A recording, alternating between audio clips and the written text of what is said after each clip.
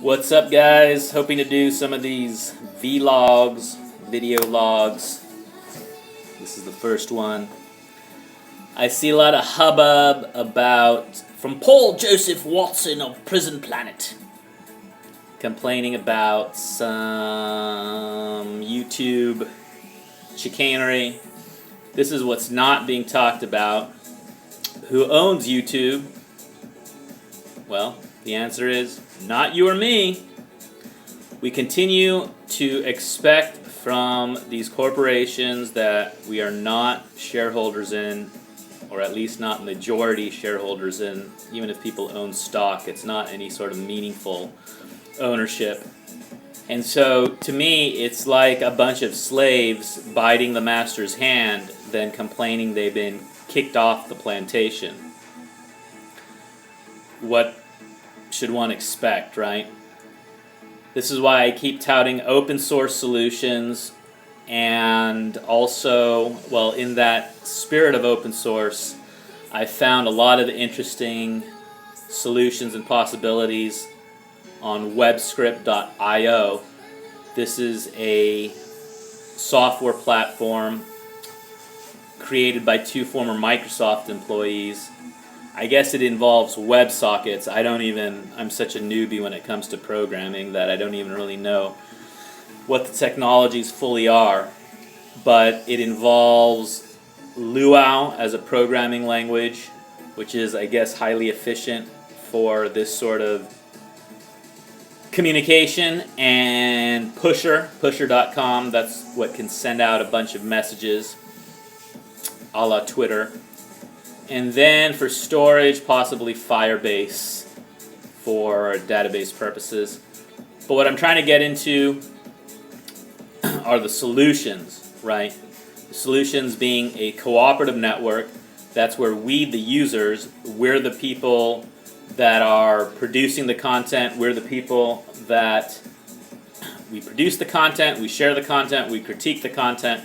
The internet is nothing without us. So why aren't we profiting? Currently, all we have is this YouTube ad model, which is where all these problems arise, right? It's, again, a corporation that we don't own, we don't control, that is running the show. Instead, we could be the show. And you see Microsoft doing this with their subscription model. I think it's $10 a month. But in this open source paradigm revolution movement that I hope I am slowly bringing to fruition, there would be one monthly subscription fee. And I'm talking for everything. So if you line up all these corporations in terms of your service provider, the company that helps you generate content, share content, right? It would be a bunch of mutuals all cooperating with one another, and it would boil down to one monthly fee. Maybe $5, $10, $20 a month for everything. Todo. That means the same fee would cover the cost of your router, the cable running to your house, and then all this, all these content creation tools and editing tools and feedback tools and whatnot.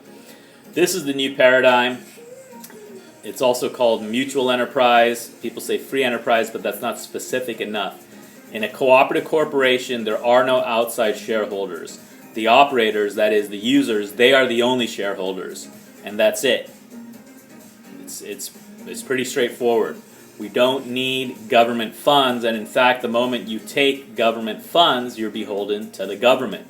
You're dependent on a authority that you don't own. Even if it was a city government, right? It's still something that is elected once a year, and then you're beholden to that, versus a mutual or a cooperative, right, where you could have, a cooperative is also a democratic corporation, and in theory you could change the board on a monthly basis, or call a vote amongst the members and affect leadership change.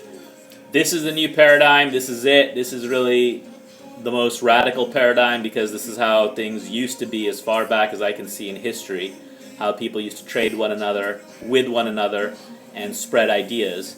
And so I'm hoping to bring that back. Let's see what happens, and hopefully I make more of these vlogs and we start generating some heat. Peace.